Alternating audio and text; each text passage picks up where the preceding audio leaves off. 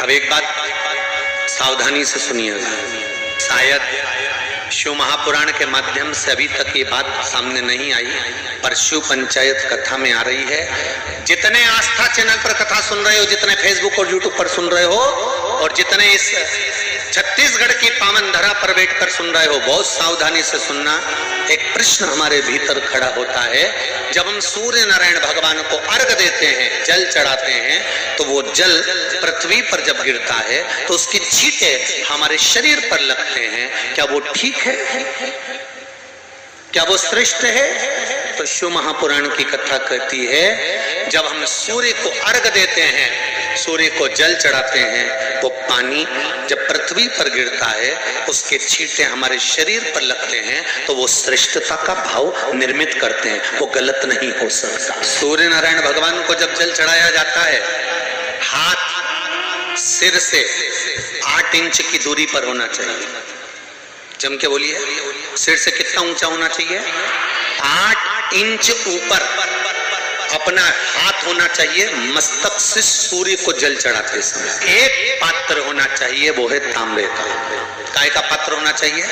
तांबे का पात्र। और सूर्य नारायण भगवान को जब 8 इंच ऊपर तुम्हारा हस्त है, और जब हम सूर्य को जल चढ़ा रहे हैं, कैसे जल चढ़ाना है वो भी समझ लीजिए।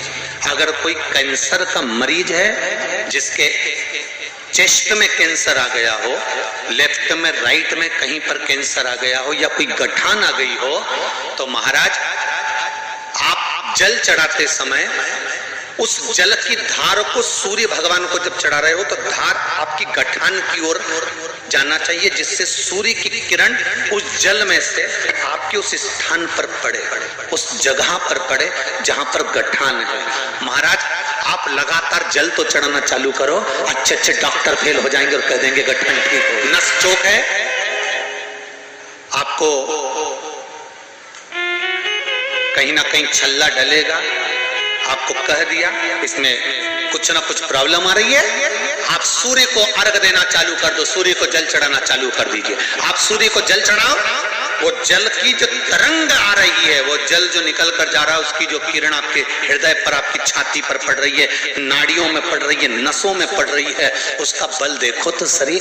1 महीना लगातार चढ़ाओ तो 15 दिन 20 दिन कर तो देखो।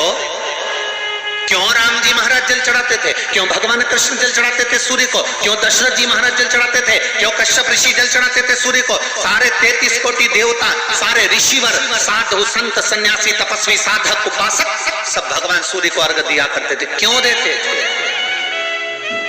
सूर्य नारायण भगवान को जल चढ़ाते समय आपके पंजों की एड़ी ऊंची नहीं होना चाहिए। ध्यान दीजिएगा महाराज, आपका पंजा पांव का पूरा की पूरा जमा होना चाहिए भूमि पर। हाथ कितने इंच ऊपर? 8 इंच ऊपर होना चाहिए। जल जो गिरे, सूर्य की किरण, सूर्य का दर्शन उस जल की रोशनी में करना चाहिए। क्या होगा उससे? जिस बच्चे को आंख में चश्मा लगा हो, मोटे से मोटा चश्मा लगा हो, छूट नहीं रहा हो, तो थोड़े दिन उसको सूर्य का अर्घ चढ़वाना चालू कर दो, और जल में से सूर्य का दर्शन कराना चालू कर दो। सूर्य का दर्शन जल में से 2 महीना 2.5 महीना बहुत है, आंख की रोशनी बढ़ जाएगी, चश्मा हट जाएगा। आप कर देखिए। अगर कहीं आपको लगता हो कि बच्चा पढ़ने में कमजोर है, विद्या में कमजोर है, रिजल्ट अच्छा नहीं आ रहा, पढ़ने में कमजोर है, वो पढ़े अपनी जगह पढ़े, वो कार्य करे अपनी जगह करे, मेहनत करे अपनी जगह करे। बच्चों को कह दो कि कुछ समय के लिए सूर्य को अर्घ देना चालू कर। सूर्य की किरण जहां पर ब्राह्मण या हिंदू धर्म का व्यक्ति मस्तक पर तिलक लगाता है, भुकुटियों के बीच में उस सूर्य की किरण इस भुकुटी के बीच पड़ना चाहिए, परंतु पानी कम से कम ना करते हुए स्लो मोशन में धीरे धीरे गिरना चाहिए, एकदम धीरे धीरे। तो यहाँ एक रेखा सूर्य की किरण से पड़ती है,